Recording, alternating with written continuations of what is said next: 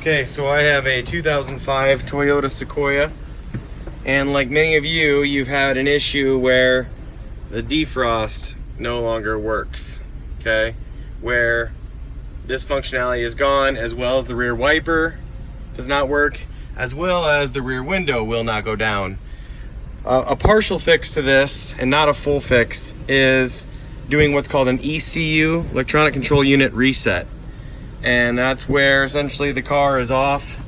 You turn it to the on position without turning it all the way on so that you have battery power.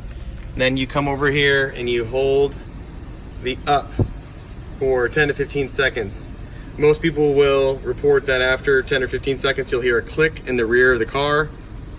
And at that point in time, you will get your ability to have your defrost work again, on or off, as well as your rear wiper will work. However, the issue is once you've done that ECU reset and you go to try to roll this down, it will once again trip the relay, and your rear defrost and your wiper will not work again. Now, again, you can recycle and do the ECU reset, but every time you push down and try to get this window to go down, thinking you've reset the ECU, it trips the ECU. Here's the reason why. There's a couple people saying that you have to remove the brake. Absolutely not. You do not remove the brake, the window brake. This is the window brake right here. These two bolts. They stop this big gear from turning and then the window falling down if you hit a bump or something like that. Some people are saying you take this off. Some people will say you loosen it. One individual said that you unloosen these and then slide these to the right. I tried that and put tension back on this spring. It does not work. Let me tell you what the answer is here. It could be any of these harnesses, but your telltale sign that it's the motor right here is if when you push down on the control button and you hear it clicking, push up or down and you hear it clicking, what's happening is this motor and the gears inside, it's seizing. When I came back to mine after trying to do this a couple times before I knew it was this, I put my fingers on here, it was very warm. The reason why is the motor was seizing up and it was creating heat inside, okay?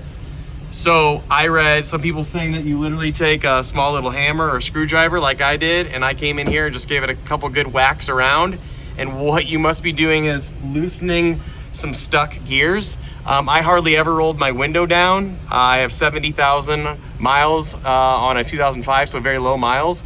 And I think what happens over time is the motor just seizes up and you can tap it loose. If you can't tap it loose, you'll probably have to replace this part right here, okay? And there's some videos online that show how to replace this motor assembly. But give it a try, I did, and funny enough, it worked. The window now comes down. I will tell you though, I would recommend that after you do your tap test or you fiddle around with that, do go back to the driver's seat and do a full ECU reset before you try to roll the window down, okay? We talked about that at the top of the video. And so I'm back in business, no money spent. You're able to get back to this part in about 15 to 20 minutes if you take off all your screws and bolts and nuts. And hopefully this helps some of you. Again, do not remove this brake. That is not the fix. It's likely going to be this guy right here, or worse, it could be some of these wire harnesses. So check around because there's several of them. But I would start with the motor, the rear window motor, and there is only one of them, by the way. Thanks for watching. Hopefully this helped you.